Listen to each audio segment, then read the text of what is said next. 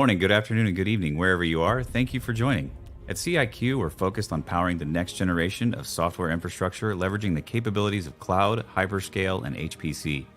From research to the enterprise, our customers rely on us for the ultimate Rocky Linux, Werewolf, and Aptainer support escalation. We provide deep development capabilities and solutions, all delivered in the collaborative spirit of open source.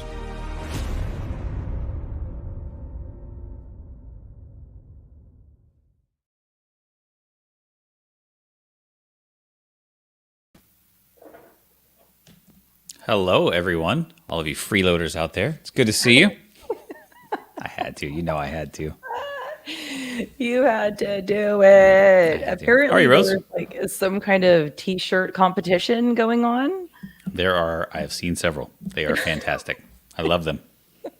I like the one with the little tractor guy, right? Like freeloading, and it's like loading the dirt on there. So great. So great. Oh, good times, good times. So Happy hi, Thursday. Ben. Yay! I'm so glad to see you. Absolutely. Looks like we have an interesting crew coming up. So what are we talking about today? We're talking about cybersecurity for scientific and high-performance computing, which, it's not on top of your mind until it is, and then you can't get it out, right? Until it's too late. Until it's too late. Right. So let's solve that problem right here, right now, on the base foundation. Who we got coming in? Yay. Jonathan and Fernanda, welcome back. Jonathan, we know who you are. Hey, Fernanda, it's always good to see you. We're going to let you introduce yourself first. Oh, my. Hey, everybody. How y'all Fernanda, doing? It's been Jonathan. A little bit. Can you hear me good? Yes, we can. Great. Yes, I'm Fernanda. I'm currently at Voltron Data, but my background's in high-performance computing. I spent 6 years at Corporation National Lab, then a few years at NVIDIA, and then I kind of hopped around and doing the startup life, torturing myself. Come on, it's not that bad, is it? Come on. It's fun. It's exciting. Yeah, it's fun. It's fun and exciting. Every day is new. It's true. Jonathan, welcome back. Hey, Zay. Now it's your turn. Okay, yes. My name's Jonathan. I'm a solutions architect here at CIQ with a background in academic high-performance computing and other related things. Thank you, Jonathan. Dr. Alan Still, it's good to see you. Welcome. Good to be seen, as they say here in West Texas. Haven't been blown away yet, huh? No, and not baked out yet. That seems to be Arizona or something. Good. Nice to see you all. Yeah. So I run the High Performance Computing Center at Texas Tech University, and because that doesn't keep me busy enough, I co-direct a multi-university, industry university cooperative research center in cloud and autonomic computing. As soon as we figure what that is, we'll let you know. And that keeps the rest of my time occupied. Excellent. Well, thank you for joining. So the topic today is cybersecurity. And I know, Fernando, we really appreciate you being here. You had several thoughts that you shared that we're interested to talk through. And I have been watching some things, I've been reading some things, and I'll bring those up as we go. But I know your biggest thing that you wanted to really discuss and dive into was not as much how we do cybersecurity and HPC, but more of the impacts of cybersecurity and HPC. So dive into it a little bit. I know we'll have questions as we go, but I think from that view and wanting to talk about it from that perspective, why is that top of mind for you? So I was thinking about the breach, what they call ClimateGate, back in 2009, where email server somewhere in the UK was hacked, and those emails were exposed. And there was a lot of anti-climate folks that used that as fodder for trying to prove to people that climate science wasn't real. And, this had a huge impact on the HPC Center, because when I joined the lab, I needed to get a clearance just to be able to work on NOAA supercomputers. And so the impact that had for NOAA was the difficulty in finding people that were willing to go through this, the whole background check process, et cetera. So it limited the talent that could work on the supercomputer. It limited the location where supercomputers could live. It limited access to scientists, because they needed to go through a background check before they can even use the supercomputer. So that incident that had huge impact, in climate science in general, was born out of an email hack, right? It had nothing to do with actual resource itself, but down the line, the decisions that were made post hack impacted quite a bit, I think, of the science. So I wanted to talk about like what is the impact of science when cybersecurity events happen. No, that's great. And I know going through that process, I've heard it can take up to a year to actually get your clearance and be able to be a part of that. So I can imagine we see quite often that research centers are already having trouble finding people that are qualified to work. And then whenever you add something like that on top of it, if you're waiting a year, that's a lot of just problem in getting resources. So, I accidentally hit mute. So, thanks, Rose. Yeah, That's what I'm here to laugh at you. Yeah, thank you. So when I was reading through and looking at some stuff, there were 3 different categories that were kind of identified that I thought were interesting, and it was confidentiality, integrity, and availability were the 3 different, the CIA of security and HPC. And it was kind of brought to the attention that you can't really run typical malware on an HPC. It just doesn't make sense. It would consume too much resource. It's not really how an HPC is used. So it was more of looking for patterns. I think, Alan, you and I have talked about this before. Looking for patterns in research and how things are done is kind of how you have to watch an HPC. Yeah, and the usual patterns that people look for, like high CPU usage, network activity, that's the goal in HPC, right? So it's hard to distinguish, good operation from bad.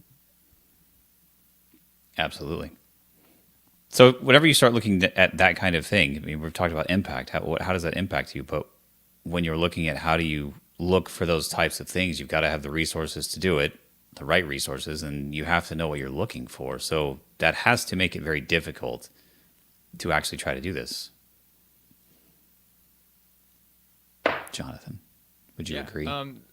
Sure. So I'm always a little bit afraid to speak too definitively about, intrusion detection and that kind of thing, because you don't know what you didn't find, right? And I'm always worried. Oh, it was so much worse than I realized. But the intrusions that we did find, when I had such purview, were always off the back of some kind of network monitoring, because nobody's just getting into your whatever. People could try and run malware on your system, but what they're trying to get out of it is some output or something that it's doing on the network, or finding something else on your network, or reporting back to a control server, or we've had people trying to send spam out of a cluster before for some reason. And so that's where, in my experience, having that close relationship with kind of an upstream or a larger IT organization really helped, because our internet gateway went through their traditional kind of IT network monitoring and security systems, and they were able to bring that thing to our attention far sooner than a university cluster operations group would have by itself.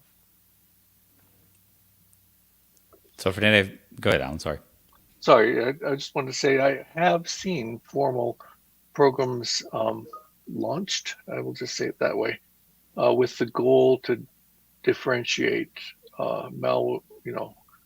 malware activities compared to regular HPC use. I have not seen a whole lot of output from these projects, but there was a one at Idaho National Lab that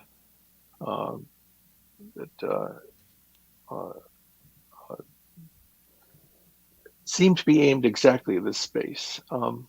I did provide some links that perhaps Rose can put up later.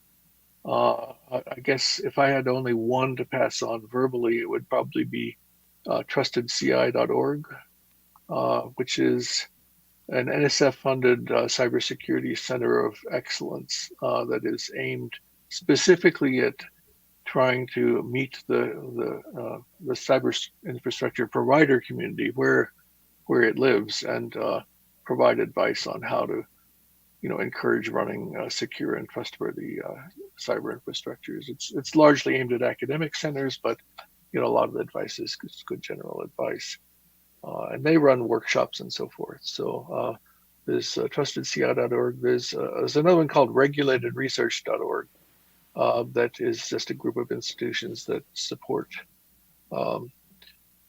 research into compliance and regulation. How can we live? Unfortunately, both of these are fairly U.S. centric, very U.S. centric efforts. This seems to be one of those topics that has to be repeated in each country or regulation sphere of influence. If I were to predict what the EU would do next, they would just declare that all CI must be secure and fine you if you don't, or something. There are different approaches and they're different. But these two, trustedci.org and regulatedresearch.org, I think are good starting points for US-based folks. Excellent. Thank you for sharing that, Alan. So, Fernanda, Alan, are these, what would someone find if they go to there? Are these like playbooks, guidebooks for the kinds of things to look at? Are there software tools that people will use and deploy on their cluster? What are the takeaways? Yes, the short answer is yes. Each of them, when they started, thanks, Fernandez, putting a link that maybe can be shared for European stuff. Each of them started fairly modestly and has been around long enough that they have a wide suite of downloadable outputs at this point. So everything from what do you do to comply with GDPR as a U.S. institution to workshop series reports and so forth. I don't know if we can get the links into the notes when the thing is put to the web, but those would be good to include. We absolutely will, and we've actually posted them in the chat already, so excellent. People can follow along with those.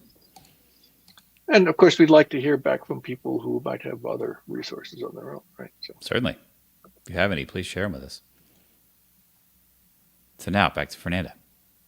You've seen a lot of different centers. You've seen a lot of different scientific computing over the last several years. How is this changing?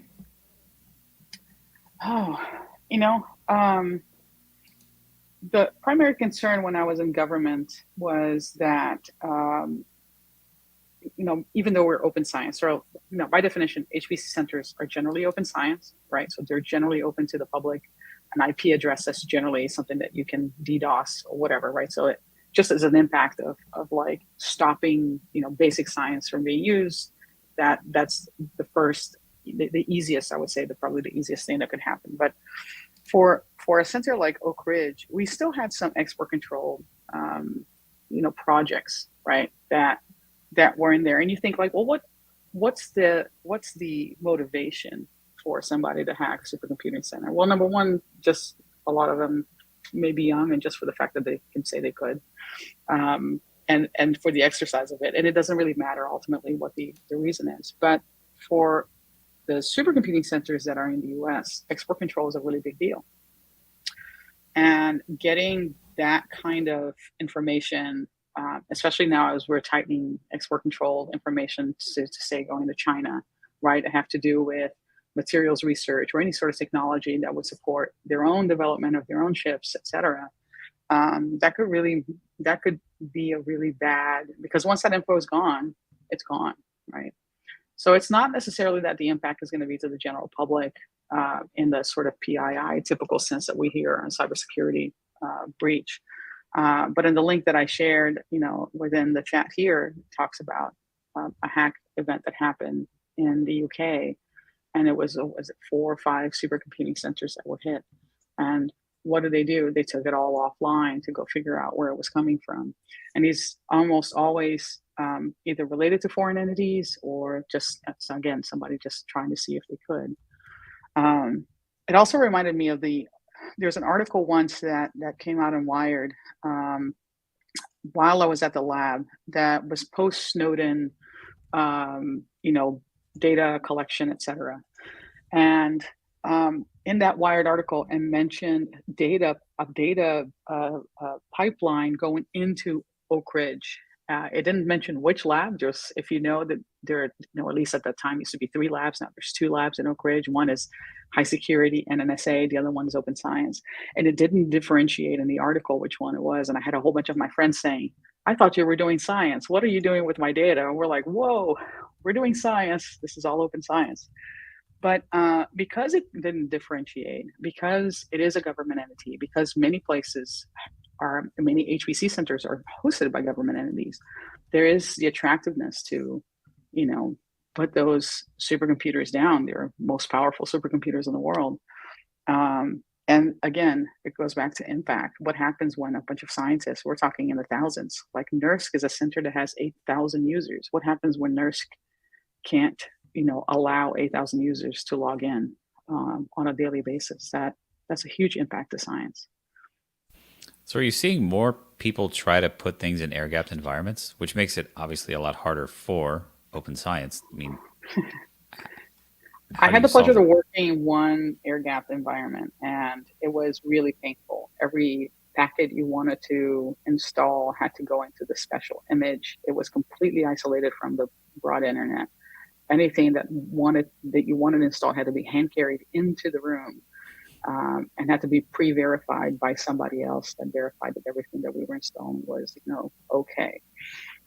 Because the data that existed in there was very sensitive PII data, having to do with medical data and medical research that we were doing. So I don't know that the answer is air gapping HPC centers. It would totally kill the whole vibe of open science, which is what most of us are doing. But for some of this extra AI work that we want to do, and problems that are bigger than us, like healthcare, like climate, I can see where this might need to happen more often. I don't know that that's going to be the case for most sort of university centers, but certainly for government entities that want to take this problem really seriously, it might need to be the case. Yeah, I think we should maybe talk about the low-hanging fruit things that people can do if they haven't done already. I mean, first of all, the next release of OpenSSL will drop support for many of your favorite keys and algorithms. You should be looking at that. If you have SSH exposure, put it behind, a firewall, or not just a firewall, a bastion host, or other intermediate login VPN. Those are things, I used to be on the camp that, oh, it's SSH, just leave it on the network. I'm not in that camp. So these are things you can do yourself. Don't make people change their passwords every 6 months. That's stupid. And NIST has a document that you can give to your boss that says that's stupid. So don't do that. There's some low hanging fruit, and people can and should. And I think this is always the case in issues of security. There's some things you can do quickly that will get a good fraction of it. I don't know if it's all or a large portion, but you can cut your attack surface. And everyone wants to get rid of passwords, and so we are all on that campaign. But the level at which, yeah. What will VPN do to all of the workflows, right? So CERN has a workflow that sends jobs to the entire world. So we can't put HPC centers behind a VPN. Well, so yes, I kill those workflows. Since I helped, create the grid, I'm sensitive to what you say. But what we've done in grid computing, for example, is that we've gotten rid of the original X509 based short-lived certificate authentication mechanism and gone to more modern OAuth 2 based workflows. And yes, so a lot of the things that you used to need to keep, we used to have this approach, we still do, called science VPNs, science DMZs, I'm sorry, that was the phrase, science DMZs. The idea was that large scale labs would be running their research networks, and they could expose their research networks to each other for traffic flow. If you go back far enough, this is the original DECnet across the country before ARPANET came along and so forth. In my experience, one of the first use cases of that was advisors spying on their graduate students to make sure they were working at 11 o'clock at night.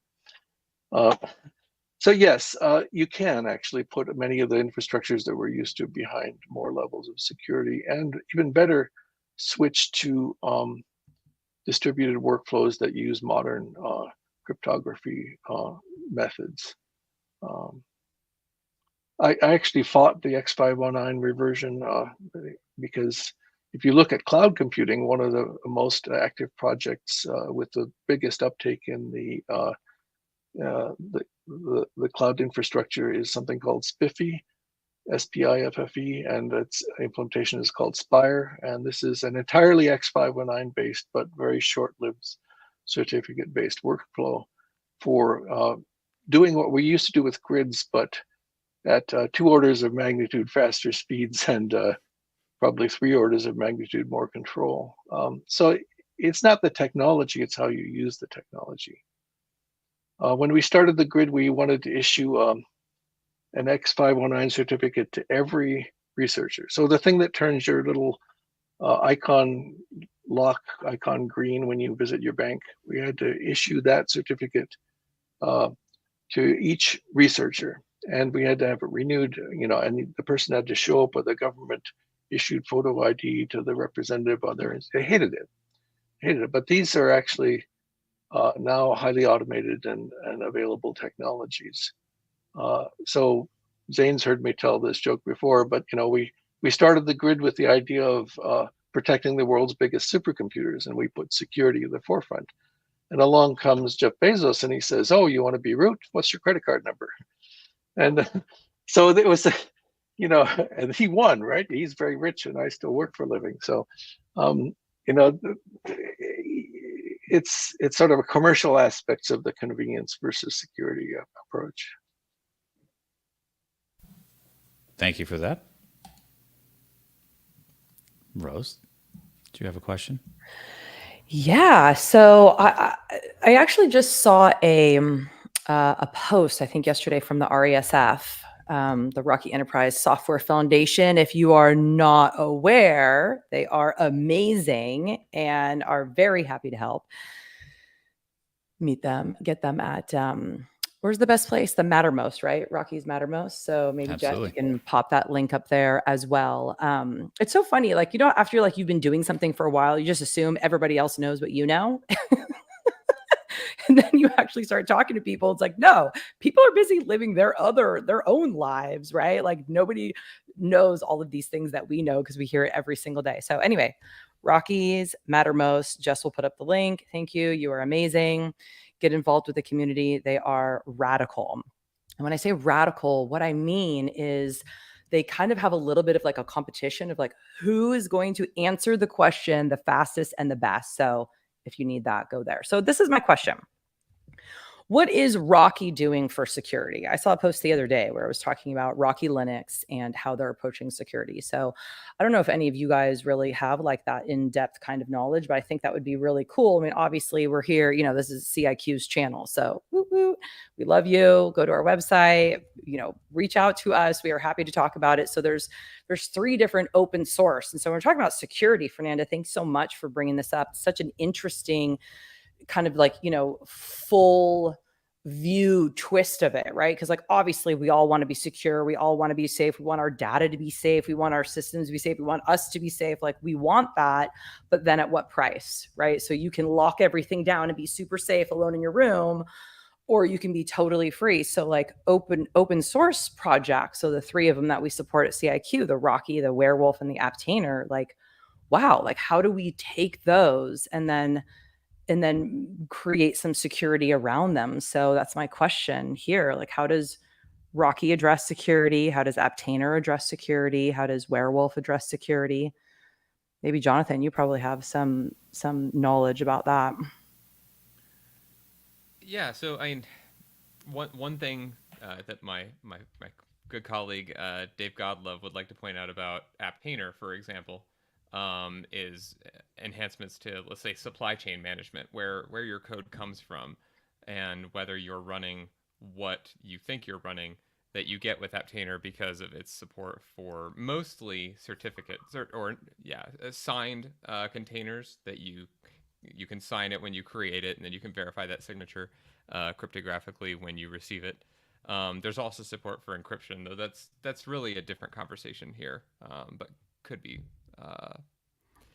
could be part of your security strategy depending on whether your code is what you're trying to secure rather than the resource. Rocky Linux, is it's a fully featured modern enterprise Linux with what you would expect. So we have a secure supply chain there too, and you can run it securely or insecurely as your practices allow.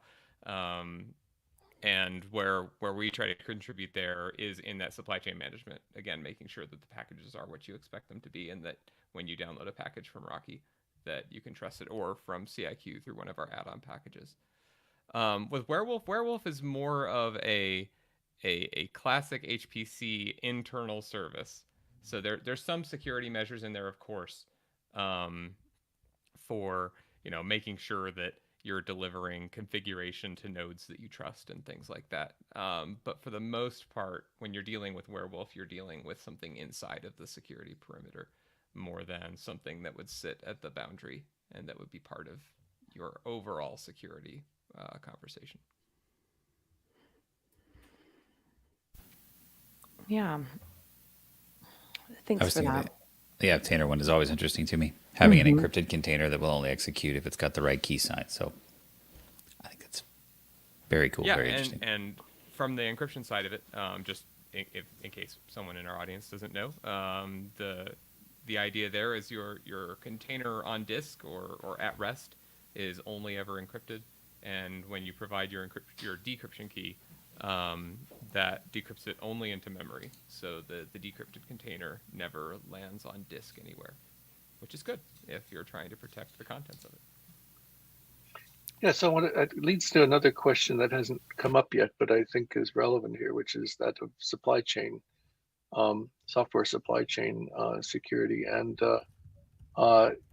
so one question is, how do you make sure that the applications themselves that you're running haven't been compromised? And so having good CI/CD practices. I think there were some examples recently where, was it PyPy itself got actually compromised?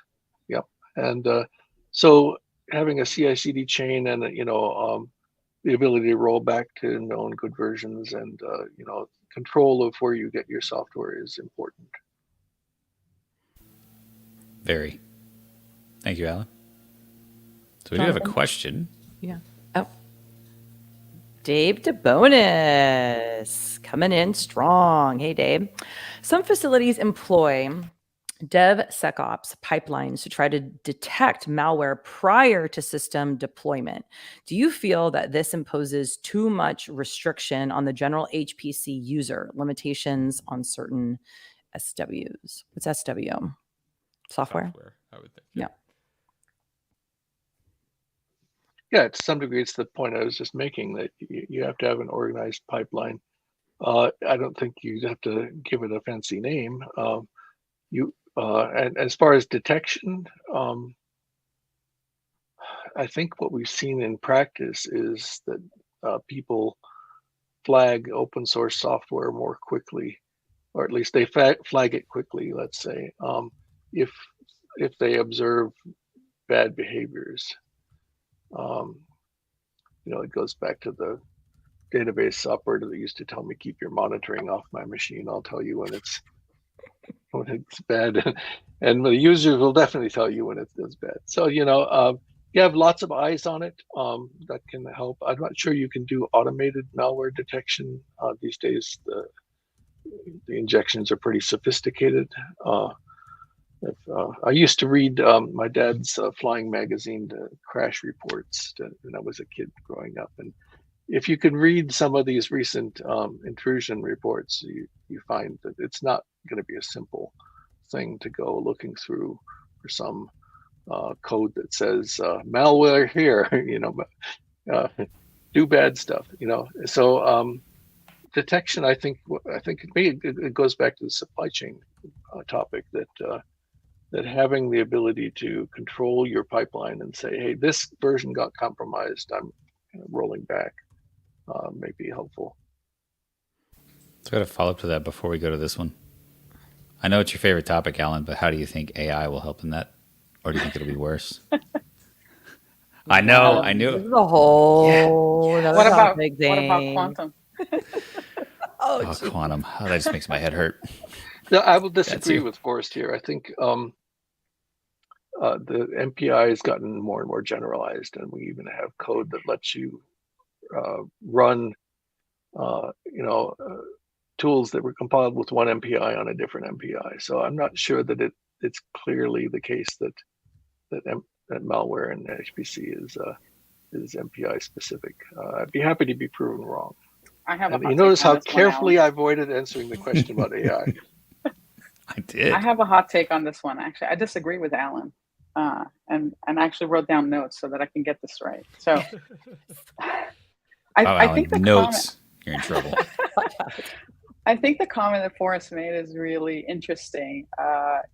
As in HPC malware fails because it's built on a different open MPI. But a couple of thoughts. One, we've been trying for years and getting it right. This convergence of HPC and enterprise level software, right? We're starting to see things like Kubernetes running on HPC centers and containers running on HPC centers. So there's this convergence happening, and those same targets in the enterprise, those same tools are going to work if that convergence becomes, greater, right? So that's one. Two, we have the kernel, the Linux kernel, moving to more privileges at the user level, right? So at some point, HPC centers, you could not install Python packets in your user in your local, right, /local. But later 3.x kernels allows you to do that. And you say, well, sure, but there's more of a separation with the kernel, and it's much harder for you to get root privileges. But I counter with, you do not need root privileges to bring an HPC center down. Anyone that has run an application that writes 20,000 files to your Lustre, a storage, knows you can grind that to a halt. So you don't need that kind of sophisticated attack to disable an HPC center doing something poorly, right? And you may be able to disable it for several hours. And in the case of that European attack, which was specific to HPC centers that were running COVID-19 research, it doesn't take a lot. I mean, it could have taken, there were people within the lab systems that were refusing to return to the labs and return to work because they refused to take the vaccine. So that could be internal players. It doesn't even have to be external entities. All of this to say, you don't need the kinds of sophisticated attacks to enterprise systems to disable an HPC center, even temporarily. Yeah, Thank if you, your Fernanda. goal is to DDoS an HPC center, I think that's unfortunately a relatively, compared to other things you might be trying to do, relatively easy thing to do. Yeah, I'll admire the way in which you slid from disagreeing with me to making an irrefutable point about how the average single newbie HPC user can bring the cluster to its needs. It was artfully done. So yeah, I was looking for a link to a nice tool at Texas Advanced Computing Center, where they actually had the ability to put individual IO throttles on individual users or jobs. I don't think I can lay my hands on it in time, but let me just say there are ways of mitigating that behavior, even short term, if you're trying to chase down a problem. Yeah, so I'll go back to the point that Forrest was making about MPI. I'll modify my answer to say it's possible to make an attack work on a different MPI than it was built for.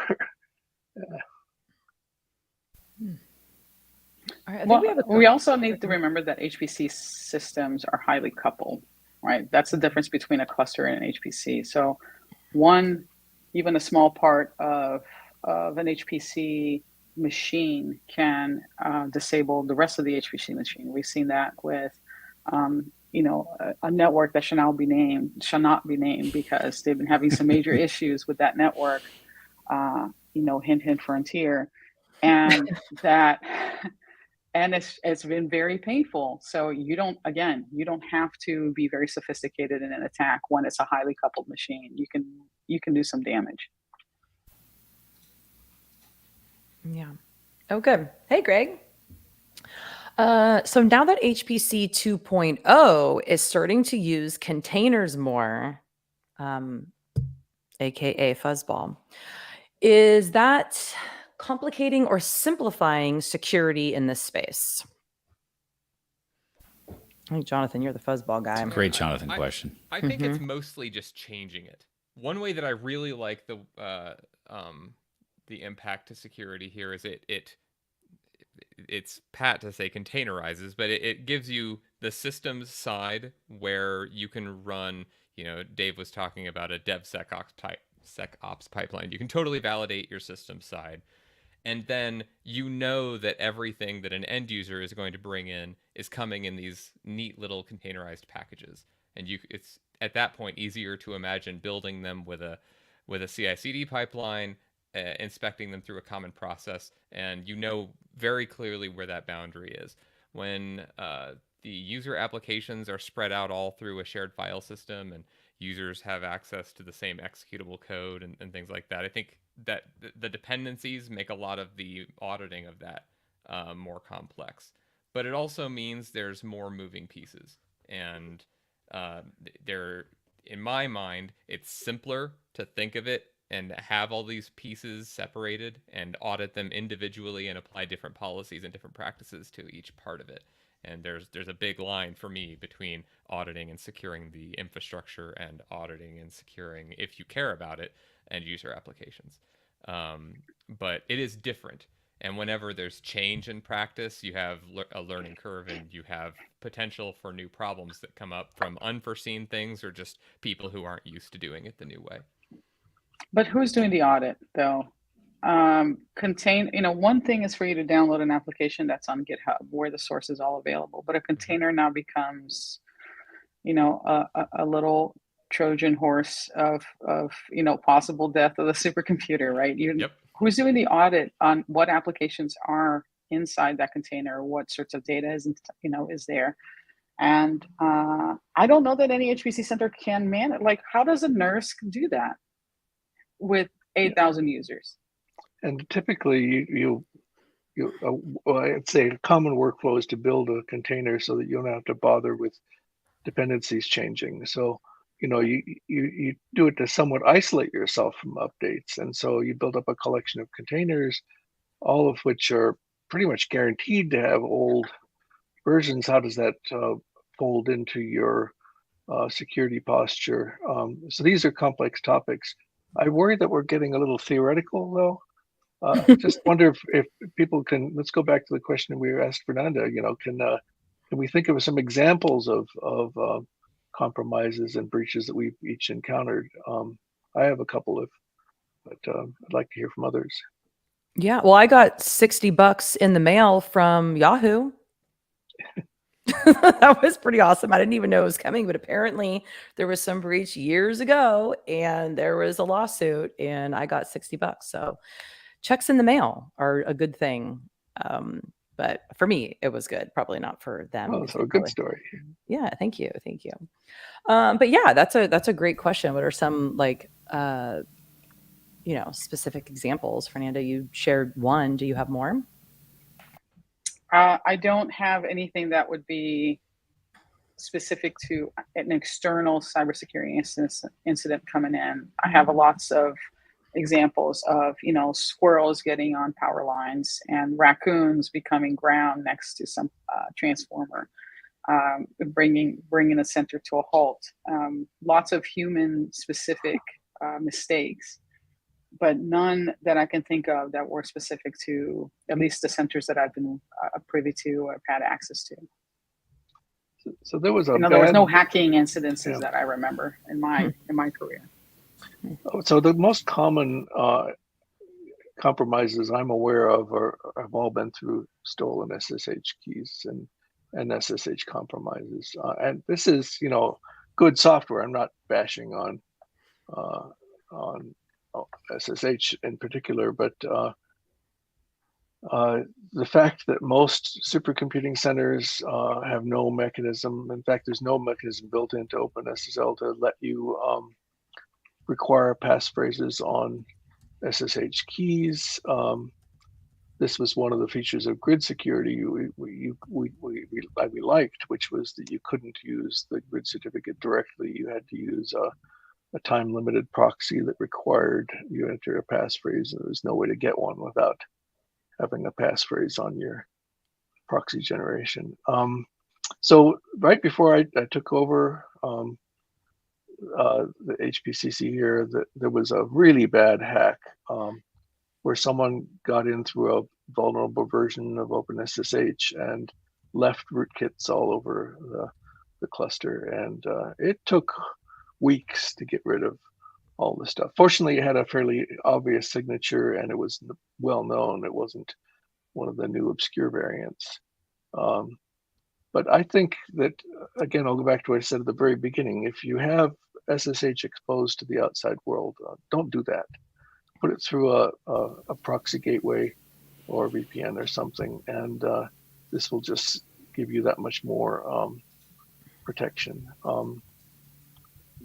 There are advanced products in this space for managing SSH keys. So we haven't talked about this, but every cluster needs someone who can be root, and assuming you don't do that by the credit card mechanism, how do you do it? So you have a team of people. There are products that are aimed at, better housekeeping for that set of SSH keys or access mechanisms. And, I won't endorse one or the other of them. We don't actually use any of them. We have our own home-built thing. So speaking of RSA tokens, I do have one example. When I was a WELAS at Oak Ridge, I was answering a ticket.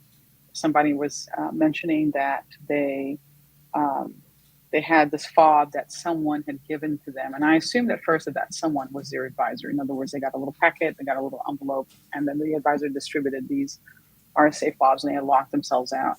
But the email that it was coming from didn't match the username. And then, one of the things that you have to sign in these centers is you're not going to be sharing your RSA fob.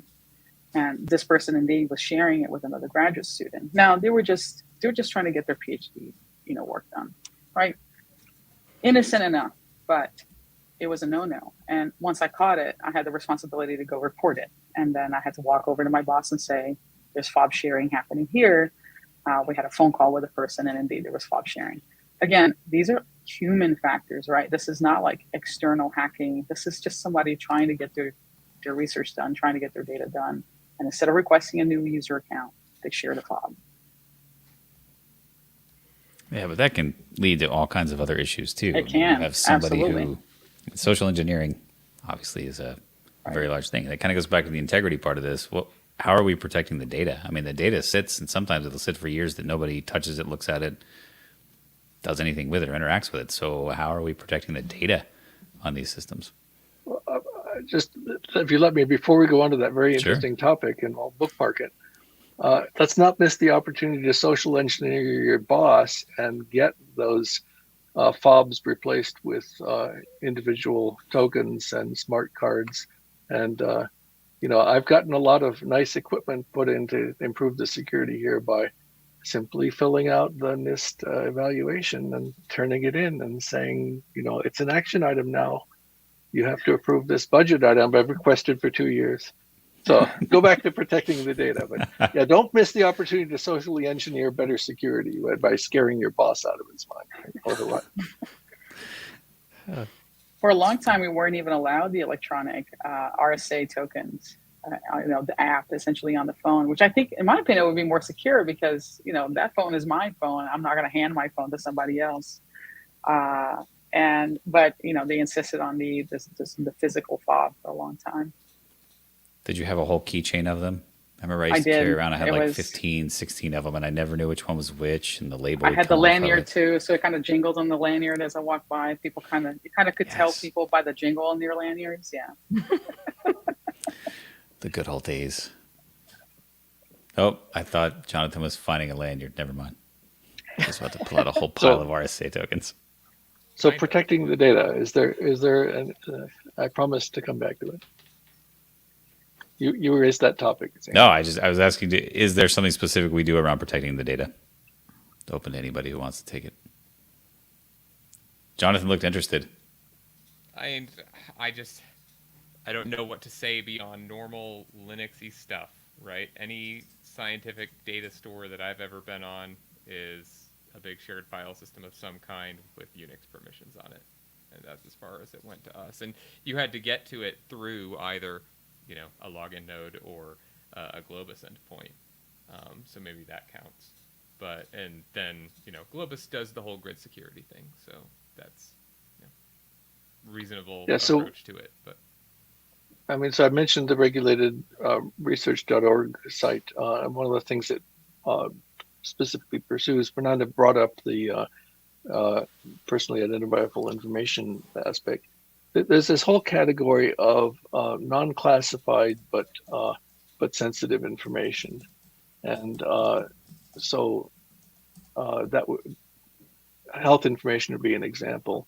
And there are circumstances in which you as a cluster operator need to set up different file systems, different protections to protect that sort of thing. And that's exactly what that community, the regulated-research.org, focuses on. How do you comply with these requirements in a practical way?